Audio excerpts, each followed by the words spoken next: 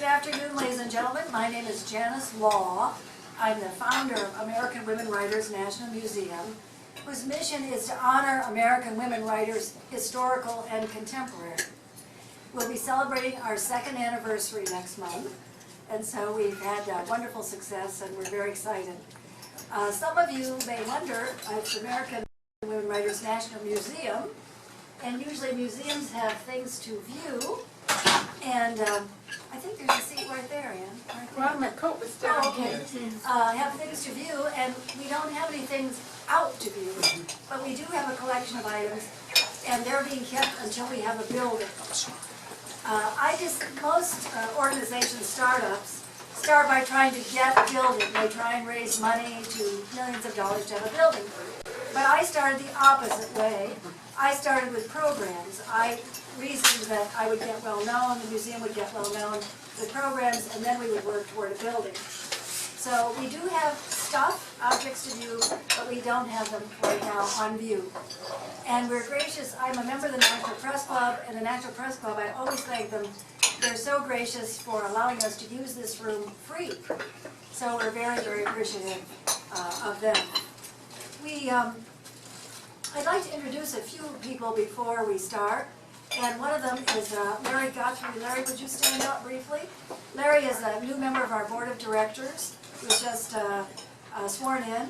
And he's a librarian at, is it Covington Burlington, Larry? Covington Burlington. And also we have another member of our board of directors with us today. Ann, would you stand up, please? Ann Jones. Ann Jones is a retired government employee, and she's also on the board of directors. We also have another distinguished guest today. We have Gabrielle Emanuel. Would you stand up, Gabrielle? Gabrielle is with National Public Radio, and she tells me that she's doing a feature story for NPR on ghostwriters. So if you want to speak with her after, she's obviously going to watch the program, but if you want to speak with her after about ghostwriting or any topic, I'm sure she'd like to speak to you. Yeah, thank you. We have also several distinguished guests. Someone was here from the British Embassy. A couple of women, would you stand up, please? A couple of women were from the British Embassy.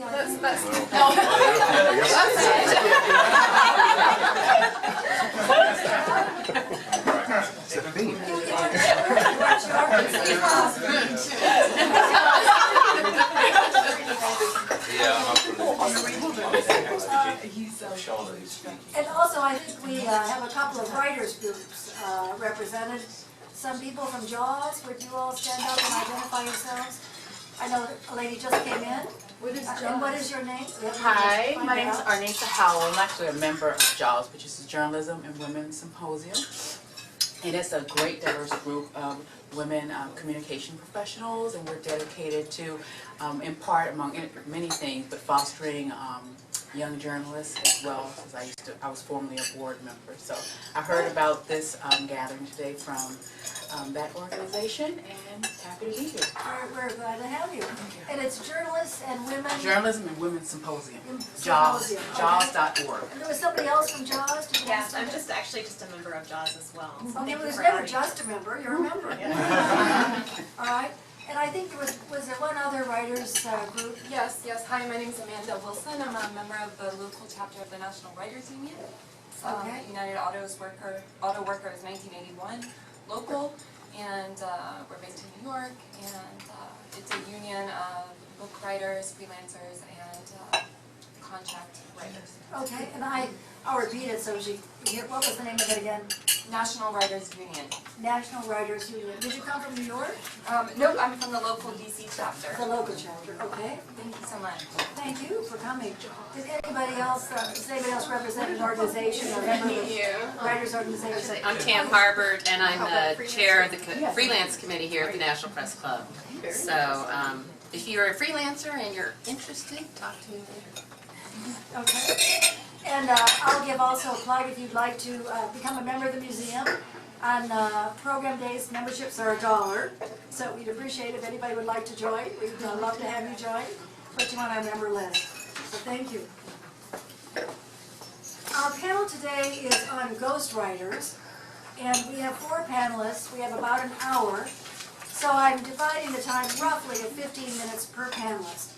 And the format, I'm going to introduce each panelist and then ask them a couple of questions about their work and so on, and then move on to the next panelist, introduce that person, tell about their work. I hope to go back around again if we have time and feature the panelists a second time. And then afterward, of course, you may ask questions and approach the panelists to ask them questions, personal questions that you'd like to ask about your writing and so on. So we're going to begin, I forgot. The American Women Writers National Museum has what we call the 50 State Project. Every month we honor women writers from 4 states in alphabetical order. On our website we have an archive from all 50 states, I think all 50 states are there, of the most premier women writers from those states. And we have very famous people reading excerpts from their work. So if you have a chance, look on the State Meant For You page of the website, and you can hear these fabulous women and men reading excerpts from the writings. And this month we're honoring women writers from Utah, Vermont, Virginia, and Virginia Islands. Okay, our first panelist is Nancy Dorman Hickson.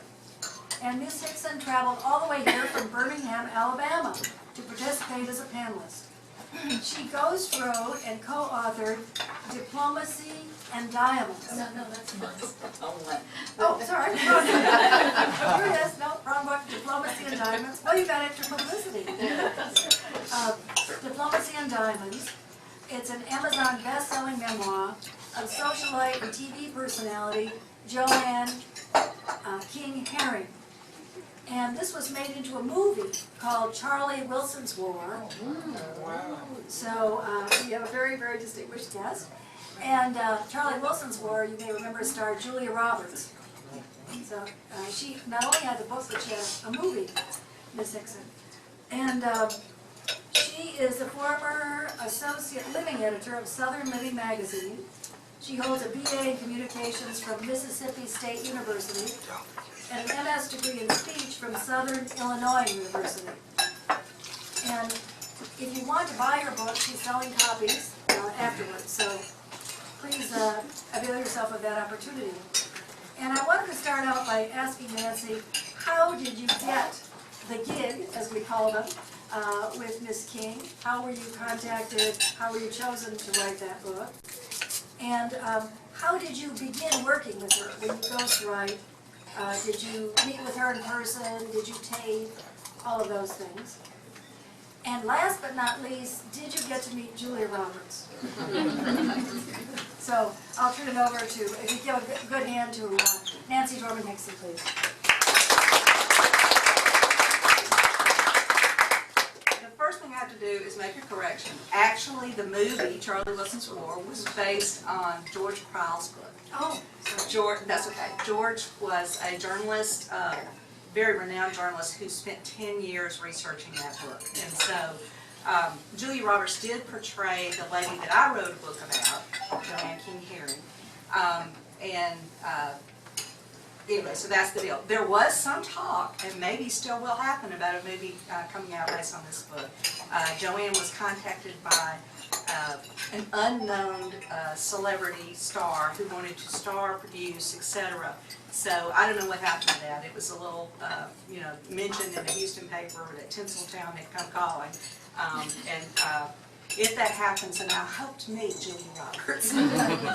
How I got involved with this, it's really interesting. I had a magazine background, newspaper background, print background, had done some public relations, but had not written a book. And Joanne had a writer in place for her book. It was supposed to be a first-person account, and she wanted a co-writer as opposed to a ghostwriter, the difference being that a co-writer would get a credit on the book, but everything else is exactly the same as a ghostwriter. Anyway, she had a person in place who had already put together a proposal, who had won a contract from Hachette. They had done an outline and that kind of thing, and then there was a scheduling conflict.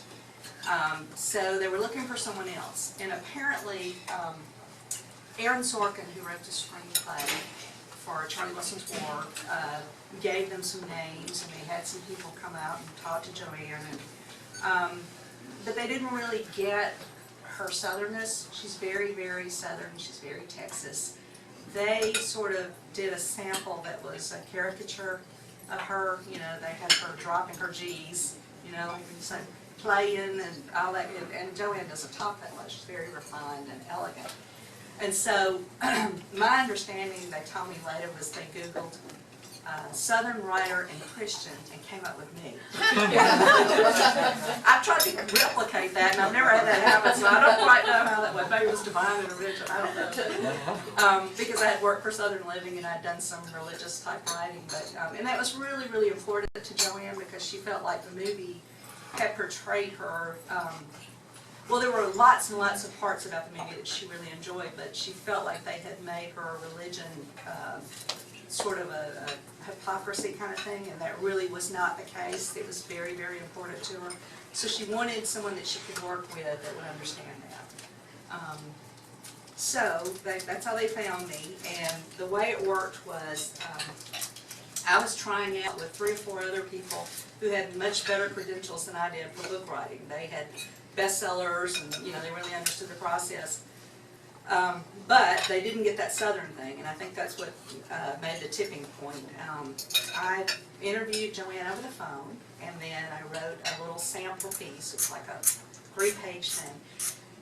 It was a story that she had told me, and I wrote it as if she was writing it. And the deal is, you're trying to capture that person's voice. You're trying to use phrasing that they would use. You know, you're really trying to be that person when you're writing this. And so apparently I did that really well, and I was hired. Joanne will say this about herself, so I'm not talking out of school here. She is a very whirlwind kind of person. You know, nothing is, she's never had a structured moment in her life. She's very chaotic. She's got her fingers in all kinds of pies. And so tying her down to a book project was a task. And being inexperienced at the task, it was like, remember me, Joanne? But it worked out. It just took a lot longer than we had planned. But it was a delightful kind of thing because she made even the delays delightful, I would say. She would say, she has a very Southern accent, she'd say, now darling, she says, I'm not going to be able to work this weekend. And I'd say, well, why not? She said, oh, honey, I'm flying to the Bahamas. I got to meet Sean Connery. And I'd be like, should she talk to me or should she go talk to Sean? And can I carry your bags for you? You know, it would be like, she'd say things like, oh, I got scooped. And I said, well, where are you going? She said, well, I'm going to the Texas Astros game tonight. George Bush is going to throw out the ball, and I'm going to be sitting with him. Okay, so I guess you should go meet with George. And George endorsed our book, which was wonderful. As if I know him. I don't know him, okay? I'm not on first name basis with Mr. Bush. Let's see, what else? How often did you talk to her? Oh, goodness. Well, that really was her schedule, and she really is still involved in Afghanistan. She's got something called the Marshall Plan Charities, which is, you know, she would get calls, literally, she would be talking to the Joint Chief of Staff about her plan for, the Marshall Plan Charities is an umbrella organization that brought together all of these NGOs that are already over there that were doing things like cleaning water, building schools, etc. And Joanne went in and made one organization that covered all of those things and put them together. So she's still involved with that. So how often we talked based on her schedule, sometimes it was every day, and I mean literally 7 days, sometimes it was 2 weeks in between. We did mostly on the phone and by email.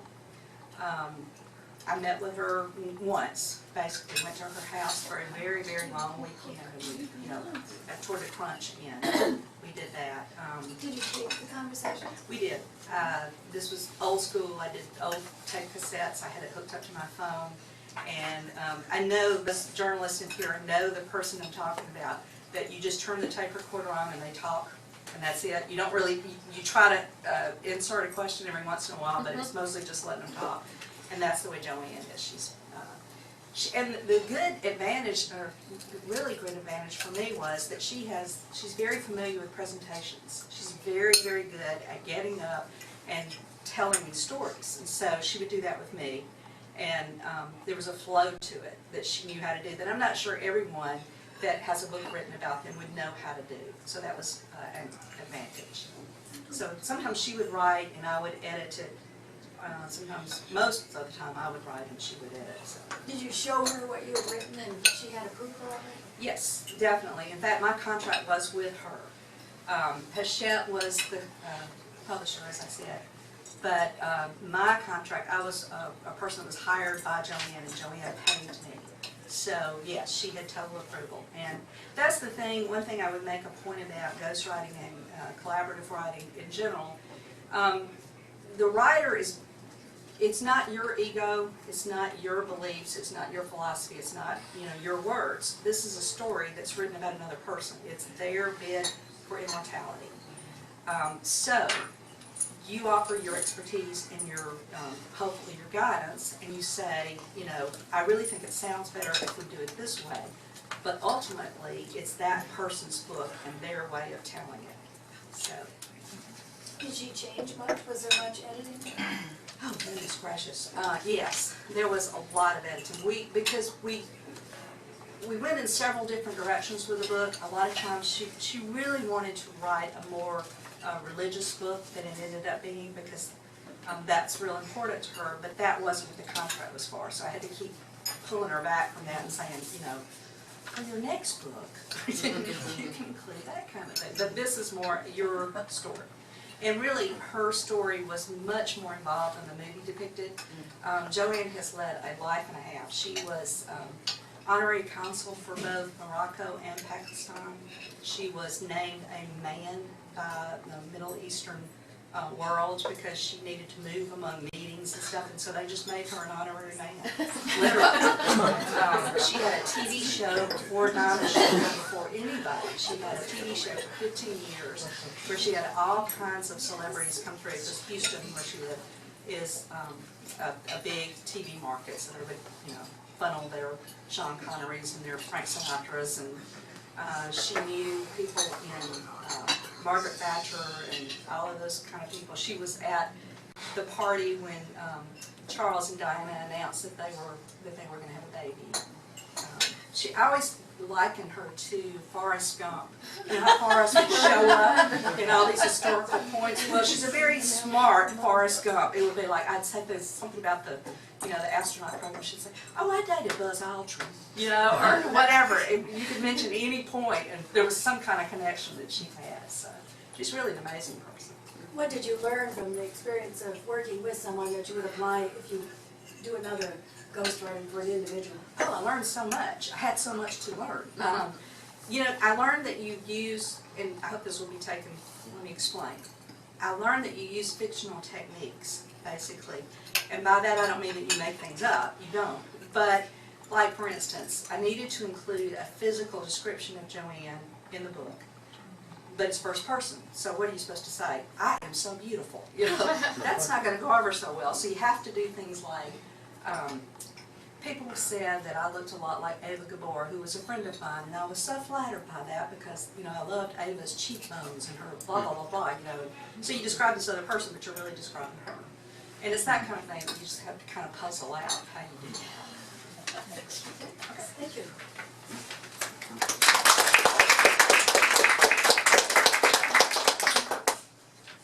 And our next panelist is Amanda Rooker. Amanda specializes in authors who want to write a book, but need some help. And I spoke with her before the event, and she said she deals a lot with first-time authors. So that's a challenge in and of itself, and she'll probably tell us something about that. And she helps would-be authors learn about their publishing options and what kind of partners are needed to help them share their message with the world. She helps authors find printing and distribution suppliers, and she works as a writing coach. Her subject areas are mostly business, motivational, inspirational, and how-to books. She earned a bachelor's in arts degree in English from the College of William and Mary and a Master of Divinity from Duke University Divinity School. So when you're working on a project, Amanda, how do you, come on up first of all, and give a hand to Amanda. When you're working on a project, if you have conflicts with someone you're working with, particularly first-time authors, they wanna do something and you don't think that's a good idea, and how do you deal with that diplomatically?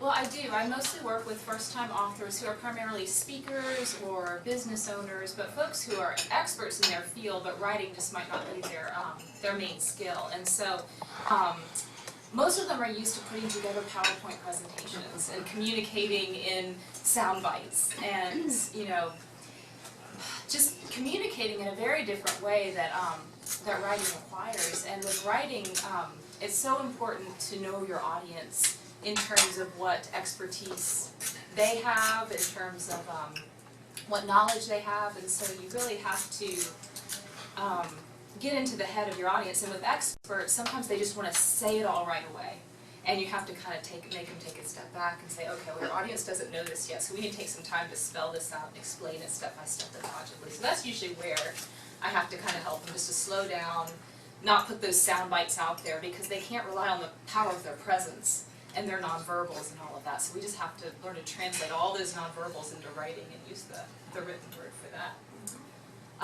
But I can say a bit about how I got started in all this, because it's a little bit unorthodox. As Janice said, I started out with a Master in Divinity from Duke University Divinity School. And I went to Divinity School because I wanted to help people, because I wanted to serve people. And so that's kind of the heart that I have. And my first job out of Divinity School was being a writing tutor at the Duke Writing Center, or associated with the Divinity School, the Center for Theological Writing. And what I found I loved doing was I loved coming alongside folks who were very smart. Sometimes they were English as a second language speakers. Sometimes they, they just had lots of expertise, but writing just wasn't their gift. And as I talked to them, I could really sense their passion about what they thought and believed.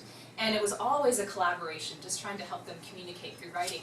And that was the seed, I think, that kind of lived in me for a while. After that, I was a spiritual director of a local retreat center part-time while my kids were small. I have 2 boys who are less than 2 years apart, so that was my primary activity for quite some time. And about 6 or 7 years ago, a friend of mine came to me, and he had a book he wanted to self-publish. And that was right when self-publishing was starting to lose a bit of the stigma. It was around 2007, where there were just some more options that authors could use to partner with really experienced freelancers, especially designers who use Adobe InDesign, which is the same software that the big publishers use. And now that publishers don't really employ too many editors and some designers in-house anymore, a lot of them use freelancers, and so that talent is available to individual authors as well as to the big publishers. And I was just starting to learn this, and so he and I partnered together, and I just kind of became his advocate and his collaborator, because I really believed in what he was writing about. And from the very beginning, I started out just kind of learning what developmental editing was, how to get the content, the organization clear. I got a book produced by the University of Chicago about developmental editing, and I kind of learned about the different stages of editing and what kind of development a book goes through. All these things that authors who work with big publishers know, and they have that editorial support. But if you're self-publishing, you don't even know what goes into developing a book, or what is supposed to be done, or what you need help with. And so it was just a crash course in publishing, and kind of what's worth doing on your own, what's worth getting the experts in for. And so I did the developmental editing. I learned how to do copy editing. I learned all about the Chicago Manual of Style, and I learned that you need to have proofreading after the proofs come out, because when you lay it out, it looks very different than what it looks like in Microsoft Word. I learned how to use Adobe InDesign just to see what you could do, what you could actually learn on your own.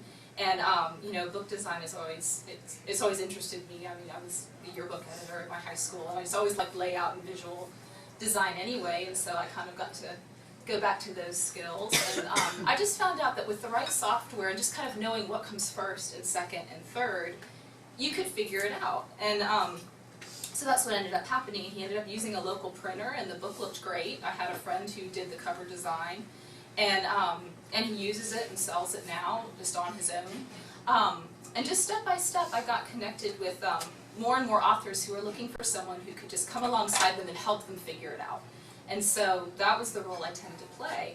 And a couple years later, out of the blue, I should say first, I joined the Editorial Freelancers Association, which I would recommend to anyone who wants to get started in editing and writing, because there's just a wealth of information there, and their job list is very reputable among the publishers who are looking for freelancers and such.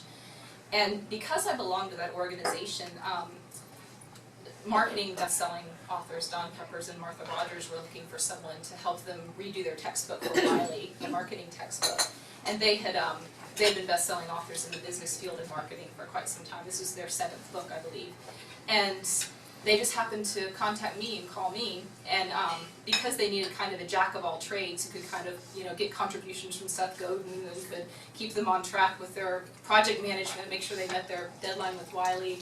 I just threw myself into the project, and I think because I had that desire to help them, and because I love learning through books, it was a good match, and I just really connected with what they wanted to do. And then they were pleased with my work there. Wiley's executive editor was happy, but just from there, with that recommendation, it's all been word of mouth since. I mean, that's how it works. It's like if you make that connection and you really impress somebody who has that kind of platform, it's just all referral, because you always want to work with someone that you trust and someone you don't trust. So, What are some of the challenges of working with first-time authors, either in the technical field or non-technical? Yeah.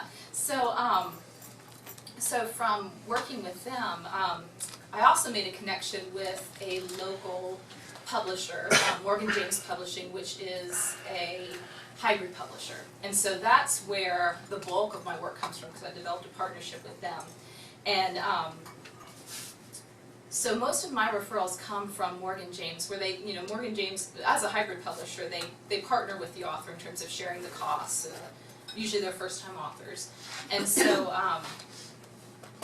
when an author contacts me, they often don't know what they need. They don't know if they need an editor. They don't know if they need a ghostwriter.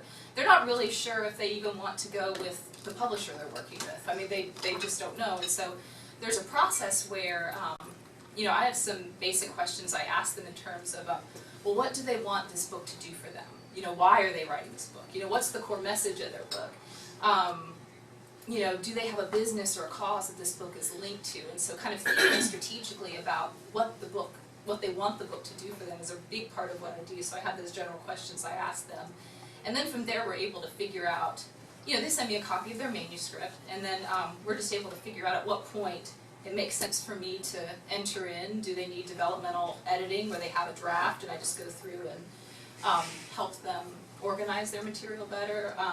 Do we need to start from scratch? Do we need to use interviews? And all along I've been coming alongside authors as a collaborator, but recently there have been about 3 books that I've just done from scratch for people. And that's just been kind of a natural progression of what I do. Thank you, Amanda. Yeah. Thank you. Let's have a hand for Amanda. Our next panelist is Joyce Winslow, and she specializes in op-ed pieces. I believe that's correct. I spoke with her beforehand. And so that's a kind of a narrow specialty. She's going to tell us about that. And she has her own firm, Winslow and Mayfair. And she describes herself as a media strategist for the administration of Medicare, health departments, and agencies. She served as vice president of corporate communications for 2 nonprofits and a Gannett TV station. She's a former travel editor at Redbook and Mademoiselle magazine. She served as editor of an AARP magazine. She has taught at the University of Pittsburgh and Temple University. So she also worked in the book. That's where I was going. That's my next sentence. She has also written a book with Dr. Harold Brown, and that was the book that I showed before. You got two times. Dr. Harold Brown is a former Secretary of Defense, is that correct? Under what administration was that? Carter administration, called Star Spangled Security. And so she, like Nancy, has worked with an individual ghostwriting, but she also has a specialty of op-ed. So I'm going to ask her to speak to us about the challenges of working with an individual. I believe you said, Joyce, that you reported 700 hours with the Secretary of Defense. Wow. So how do you take 700 hours of tape and make it into a book? and the challenges of working with a personality, and then also tell us why would someone want you or anybody else to help them write an op-ed piece? Why would they want to do that? Why wouldn't they just write it themselves? So her book is also for sale if you're interested in publishing, in looking at that. I want to thank Janice very much and all of you for coming. I'm going to start with how I got into writing a book with the Secretary of Defense. I was the op-ed editor of the RAND Corporation. I still do op-eds for them. I work with, RAND is a Washington think tank, for want of a better word. It's non-profit, non-partisan, and it has experts across the entire range of technical, social, defense, everything, and hundreds of experts. And my job was to take their superb expert research and turn it into mainstream journalism, and not only write the op-eds, but pitch it to the top op-ed editors across the country. And I'm happy to say we had a 98% success rate, that and which is almost unheard of. And in the course of this, I developed a very close relationship with the op-ed editors of the nation's leading newspapers, and with Bill Keller of the New York Times and Dave Shipley of Bloomberg News. I never drop names, as I was telling Madeleine Albright just the other day. And so, because of my, and before that I had been over 2 administrations, the spokesperson for Medicare at CMS, reporting directly to the administrator. And so I was very used to being the broadside of a barn, which is what you have to be able to tolerate when you do op-eds with experts who like their words better than your words, but your words are going to get it into the newspaper. So first let me talk about the chasm of, and Covington and Berlin, I'm sorry, but when I was the spokesperson for AARP, I developed the Legal Services Network, which is their most profitable business at the moment, with a 30-year background in marketing. So all of this, the marketing, the PR I've done for ad agencies, the journalism, both as a travel editor for national magazines and as the editor-in-chief of AARP's magazine called Modern Maturity and now called The Magazine, and working with freelancers and all of this stuff, and all of the op-ed stuff, kind of added up to what next. And the what next presented itself in the form of Dr. Brown, who is a trustee at RAND. Now, Dr. Brown, let me just read you a bit about Dr. Brown's background. U.S. Secretary of Defense, I wrote this by the way, when the Soviet Union posed an existential threat with superior conventional force capability and a daunting nuclear weapons arsenal. He's a physicist, he's a genius. He had previously led Livermore Lab and all nuclear development there. He was Teller's boss, Teller being the father of the hydrogen bomb, the fission bomb. By age 33, he was Director of Defense Research and Engineering for the U.S. He later served as Secretary of the U.S. Air Force in the Vietnam War. In the Carter administration, he reinvigorated NATO, promoted AWACS, increased U.S. force capability, and was a senior, and at the same time that he was an inventor of 17 rockets, missiles, and he put the first GPS in the sky. At the same time, he had this parallel track of negotiating for complete limitations on nuclear weapons. And he did SALT I and SALT II, and worked with Kissinger. And has since been on the Defense Policy Board, working with every president. And I currently represent him now as my client. So this was a genius, and he wanted to write a book for his grandchildren primarily. That was his personal motivation. His professional motivation was to get everything down for the mainstream reader. But the cognoscenti, who are indexed here in about 50 pages, talk about name dropping. The cognoscenti had to be able to see this as highly credible too. So we had 2 extremely divergent audiences. Me, what did I know from rockets? My fastest time was a $25 gift card in Bloomingdale's. I didn't know about rockets, and so this poor man, who was, and this is off the record in PR, who's legendarily difficult to work with, and who's used to giving orders to the largest civilian and military force in the world, in the Defense Department, the head of the Department of Defense, wanted somebody far more knowledgeable than I about the Pentagon to blather off his memoirs. But I knew I had no Pentagon, zero Pentagon experience, apart from, or defense experience, apart from a few op-eds that I had gone to in great depth at RAND. So I was introduced to him by RAND, and two things immediately bothered him. A, I was female, not what defense guys are used to working with. And B, I admitted I am completely naive. That will serve the audience, the mainstream audience, extremely well. Because if I can understand it, so will they.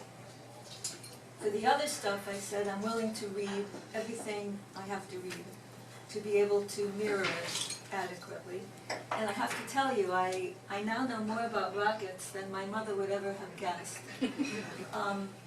I probably could hold my own with a senior scientist at this point, discussing various attributes of rockets. And when Dr. Brown threw equations, physics equations at me, I, who had trouble balancing a checkbook, said, not even going in the book. Forget it. So, working with him, my first couple of months, well, I started to interview him. And I first set out to create an organization for the book because he had 6 major careers and an ongoing one. He currently advises, and he's advised every single president on defense since he was Secretary of Defense. And so Rand couldn't publish the book. That was number one. Because he was a trustee, it would look a little too close for comfort. So I had to find a publisher myself. Right? I was also going to be tasked with marketing the book to the media, since I knew the media. I was also going to be tasked with writing the book, and all of this had to be done, we felt, Dr. Brown and I felt, very currently. I mean, normally it takes a book like this 2 years to come to fruition. By the time you write it, and blah, they fact check it, and the peer review, and the publishing, and the distribution, it's 2 years. I wanted it out in 3 months, so that on all issues that were current, the book would be current, and therefore we could market this far more successfully. This was quite a daunting schedule, so I interviewed him for 700 hours on tape, and had a transcription service I selected for their excellence and their ability to understand the kind of jargon he was using. To transcribe immediately. I mean, I would tape him, hand off the tape, and expect it back the next day. And I then would take all of these transcribed things. My condo looked, you couldn't walk in my condo because every pile was a different chapter and a different segment of his life, and I had to put all of this together. And then we had to first go through 3 drafts of fact-checking, traversing that chasm between mainstream diction and scientific jargon, and negotiating when it was appropriate to keep nuance and when it was a little too much, right? When it would be over the reader's head. But enough so that the conoscenti felt that we weren't glossing over anything important. And is this interesting? Am I on the right track here? And then we had to get it peer reviewed by 3 people who were very high in the Department of Defense at various times, under various administrations, who gave us pages and pages and pages of their counter-opinions, fact-checking, because Dr. Brown's memory and even the fact-checker we hired wasn't always right on target, and nuances they remembered or saw that he hadn't included that I could take into context. And so that alone was a month. just the fact checking and the peer reviewing, and we literally had 60 pages of peer-reviewed notes, single-spaced, that we had to account for in the manuscript. And Joyce, could you go on to the op-ed? And it was good. I mean, that stuff was good. Let me just finish quickly with this. Okay. This book is endorsed by Carter, Clinton, Albright, Kissinger, and David Martin, CBS News. I wrote what they said.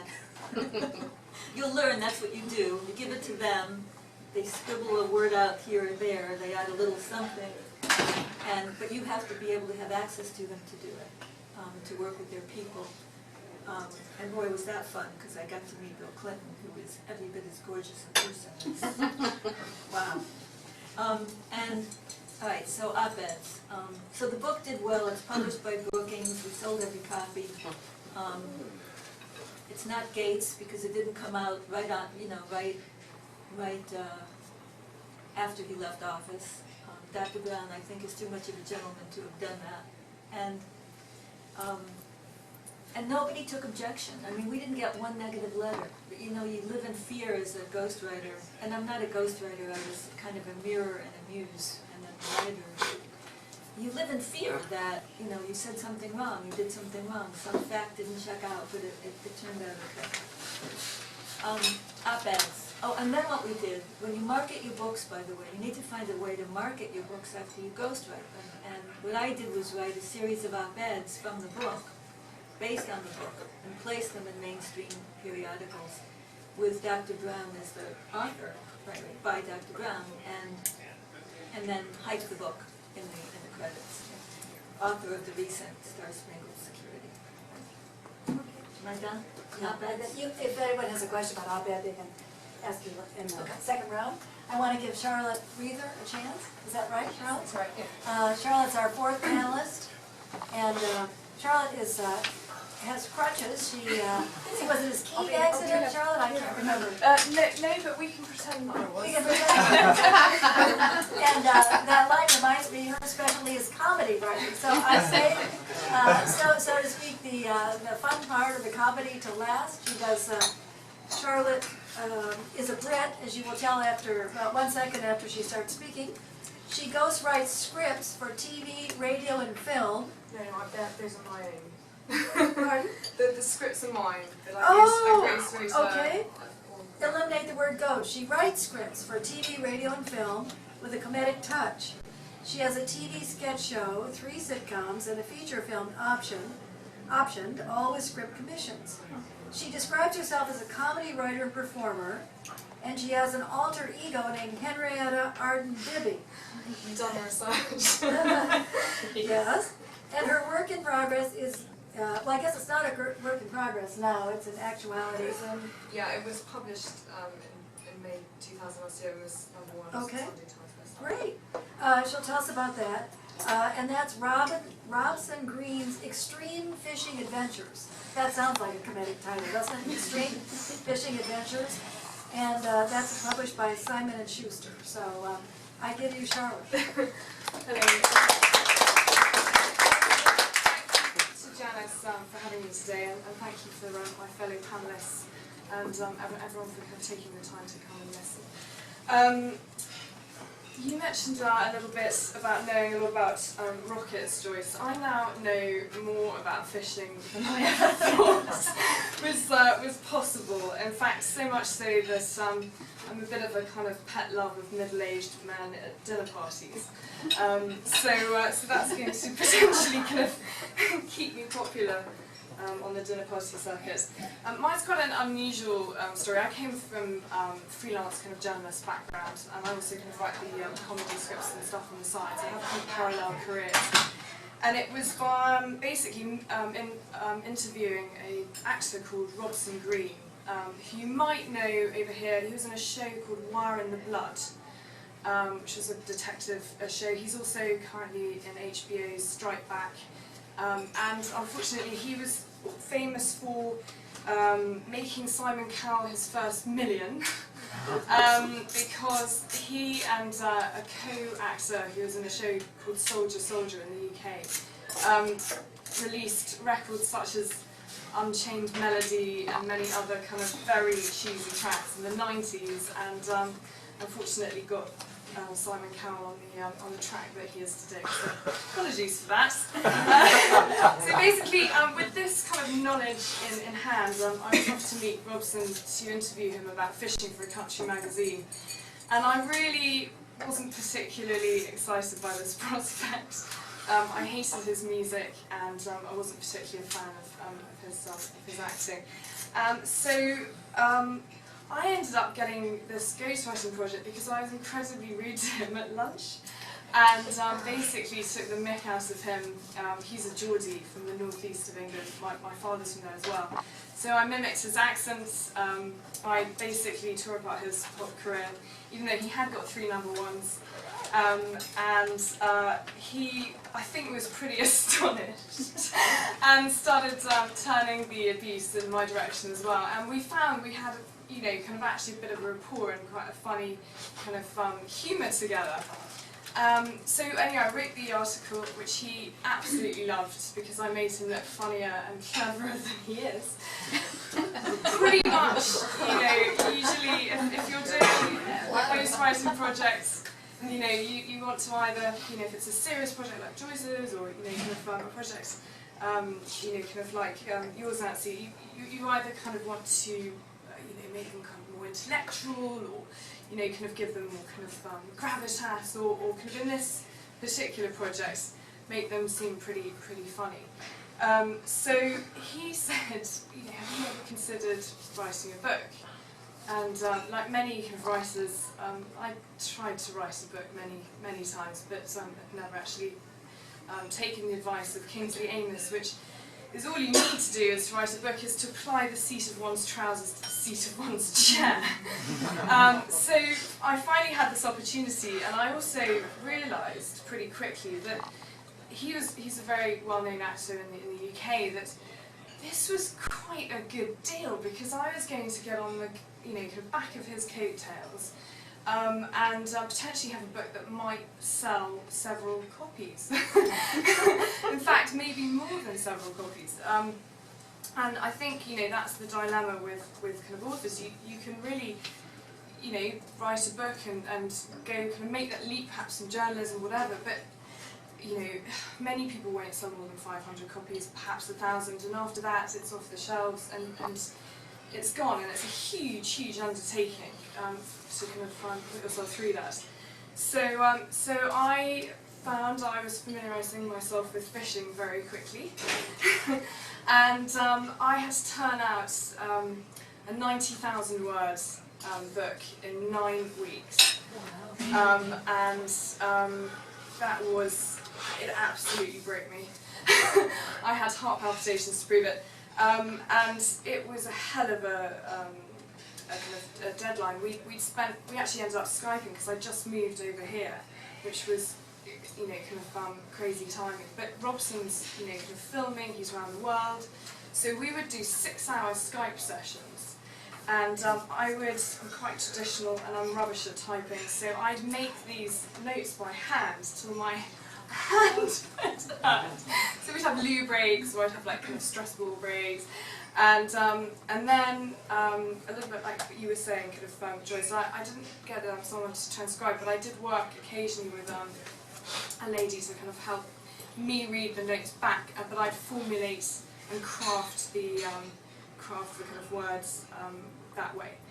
But that was only when I was really up against it with this kind of 9-week deadline. I think, I can't remember I'm not sure if you said it, that within the craft of ghostwriting there are skills of fiction writers employ, and it's very much, I'd say it's very much a craft, and I think, so I used journalistic skills, so by interviewing him, it was really like just a massively long interview. But then you have to polish the text, you have to make it entertaining, and you have to, where perhaps a little bit of your fiction magic comes in, you have to link it and you have to give it an arc. Because otherwise it's just random experiences, and you need the audience, and this is a very kind of in the fiction writer's repertoire, you need a story arc and a character arc, so that the character goes through kind of a process of change. Perhaps he started off being rubbish at presenting this new show. He was an actor. He starts off in chapter 1, who am I? He has this kind of massive crisis, as actors do, and he doesn't know how to be anything, you know, kind of other than a scripted character in front of a camera. He doesn't know how to be himself. So it's really a kind of experience, a journey from inexperience to experience, and that was enough to kind of frame it. And then you have basically, you pour in all the kind of hilarious kind of, you know, stories that kind of happen on his TV show, which we should explain. Extreme Fishing is a TV show in the UK that this book is based on. And he's like done 7 series, so he's fished all around the world, from kind of Antarctica to Russia to, you know, you name it, this guy has been there. So so that was, it's much a travelogue as it is about kind of fishing.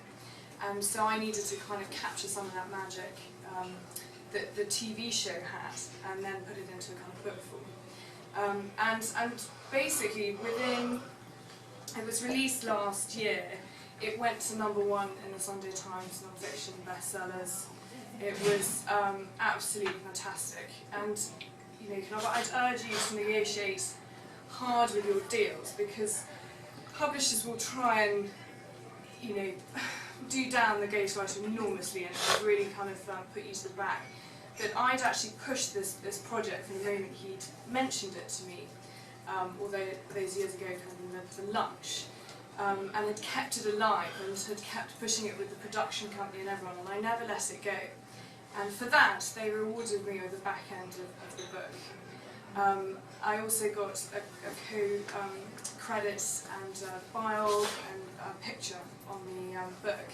And these were, you know, negotiations back and forth. Hence why we only had 9 weeks to write the book, because with a kind of book of that size, you've got the publishers, you've got the production company, you've got the Zodiac Media, which is the overarching umbrella of the production company, you've got the star, you've got the writer, and you've got external PR things, all trying to take a slice of the cake.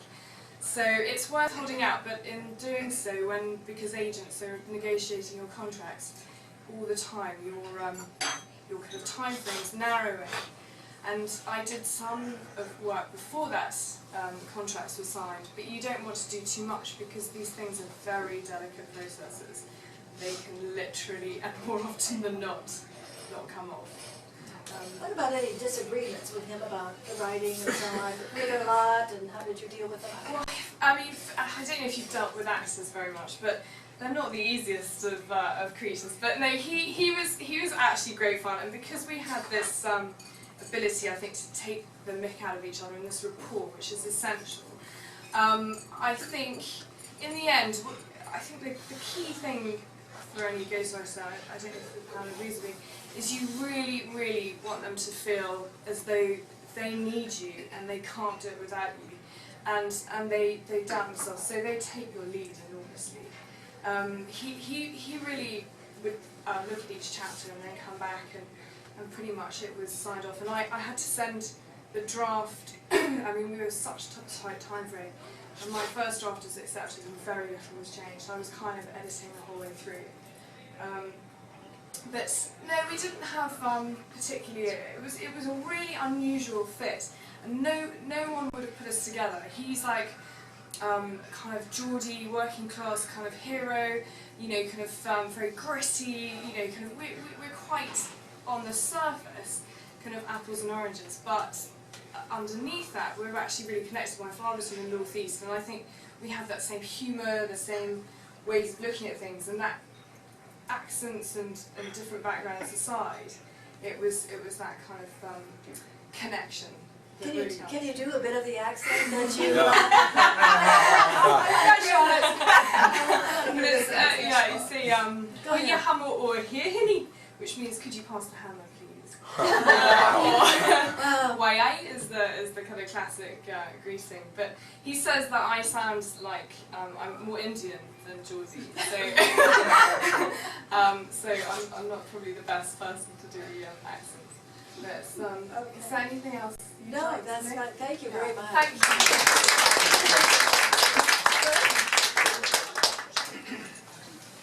Okay, we customarily open it for maybe 8-10 minutes about questions.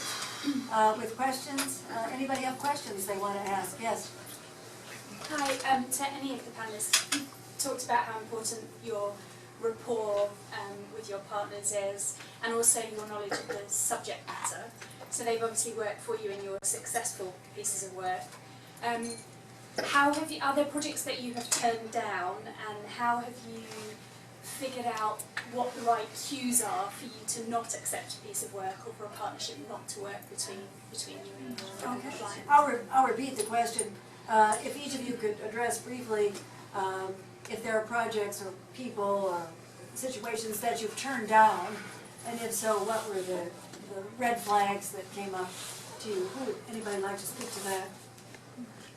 Okay, you were nodding your head, Amanda, and then I'll do Joyce next. Sure, Yeah. Would you come up here, Amanda? Sure. I guess the question is, how do you say no? I think for me, because most of my work comes from word of mouth referrals, they're already filtered very well by the time they get to me, and so I think when we have a conversation on the phone, I haven't really had to say no to a ghostwriting project yet. Now, I'm trying to think now, I'm trying to say this delicately, but I think my schedule is so tight that I can use my schedule as an excuse, maybe to get away from it, but I would say, because I love to learn, I wouldn't say there's any topic that's necessarily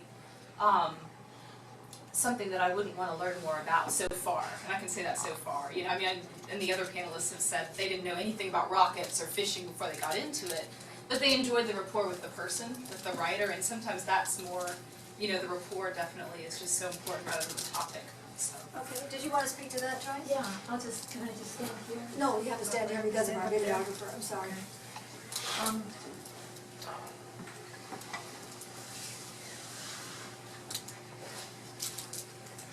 Two people can say no, right? Them and you. For me, it's usually a question of does the information interest me enough to get so deep into it? This book took 3 months from start to finish after the 700 hours of interviews. Am I willing to give 15 hours a day, you know, to a topic? And that's one of it. The other is the temperament of the person. Geniuses are excused for having temperament, in my view. It exonerates a lot. Non-geniuses, no. You're dealing with so much temperament as their mirror and their muse. And you use so many diplomatic techniques to not only to open them and to make them feel comfortable enough to tell you things, but to receive it in a compassionate and objective way. That if you don't like the person, it's not going to work. And in my experience, there was only two projects I've turned down. One was a cabinet official who liked himself more than any other human being on the face of the earth. And dealing with abject narcissists doesn't give you much wiggle room, in my view, and I prefer not to do it. In op-eds, the problem is slightly different. Every expert is indeed an expert in his area, and so expert that when you try to insert a metaphor, as some of the panelists have said, you use a lot of fiction techniques, you use a lot of storytelling techniques. If the writer is uncomfortable with your inserting a metaphor to help make a reader understand something better, or opening it up to more story, if they're not going to be able to work with you, it's a no-win situation for both. I've only turned down, I will turn down op-eds that I feel won't make it into print, and I'll be very upfront with the writer on why. And then try to creatively leap to what could make it go in. But I did turn down one op-ed, a very, very profound expert on the Middle East, wrote an op-ed that I knew was dead wrong. Wrong. I mean, I don't need to know right or wrong in terms of opinion, but I do need to know right or wrong in terms of facts. And editors, op-ed editors will say to me when I pitch a piece, they'll question me the way you would question anything you read critically and analytically to make sure that what they're printing is legitimate and comes from legitimate sources. And this particular expert would only cite, let me just tell you that Israel had just come out with a statement. She refuted it, saying informed sources told me. And I said, on what side of the wall are your sources? I mean, you don't have to tell me much more than that. And she refused. Well, I can't sell that to an editor. And it turned out that she actually was receiving money from another entity, which is completely unethical in journalism, in op-ed writing. You cannot have a monetary recompense for a position that you take. I mean, if you're CEO of a company, that's one thing, but if you're claiming that you're an objective RAND employee who is promoting an opinion from an informed source, and you're taking money from another source, I turned that down. Okay, thank you. Anybody else want to speak to that, Nancy, you or Charlotte? Okay. All right, I think we'll take one last question. Larry Guthrie had an interesting question. He told me when he came in. Well, Larry, you want to stand up so we can... sure. There was some controversy when Jack Kennedy wrote the profiles in Courage that he didn't really write it, somebody else did. Do you ever feel like the book is more you than somebody else? Or? Okay, so the question is from Larry Guthrie that there was talk that the book written by Jack Kennedy was not really written by him. And do any of you ever have to deal with that problem when people are judging your book? Do you want to speak to that, Nancy? Well, it's a little bit different when your name is on the cover. So, you know, Joanne, from the very beginning, to her credit, had absolutely no problem with the co-writer's name being on there. And somebody that I read, I've done some research on ghostwriting and looked at what other people have said, and one guy said there is no reason for ghostwriting. There's no, his opinion was that the only reason would be the ego of the person involved, that they want total credit. You know, some celebrity, Nicole Richie, wants to act like she actually wrote that book. But to me, it's more like you're saying, I want to get this right, and so I'm going to hire a professional to help me get it right. Because most of these people are not saying that, you know, I am in any shape, form, or fashion a writer. I have something else to offer, and I need someone to get me there. Charlotte, you didn't have a chance to, second time round, do you want to address that? Sure. And then we'll close.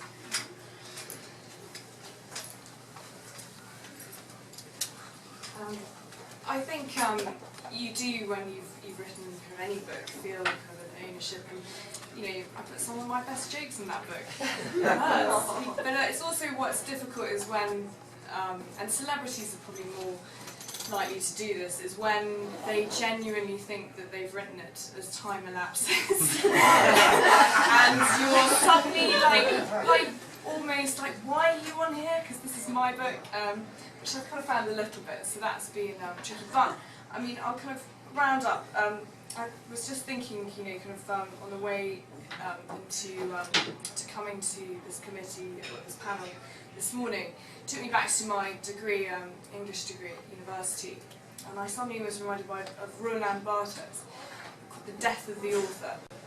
And he was a linguist and philosopher who very much believed that no text should actually have anyone making claim to it, or even having an authorial credit, and also having an obsession with who's written it is actually redundant, because the text is a living thing, and it's always a collaboration, and it's from life, and it's theft from other people, and it's such a mixture of things that actually no one can claim to anything. Thank you.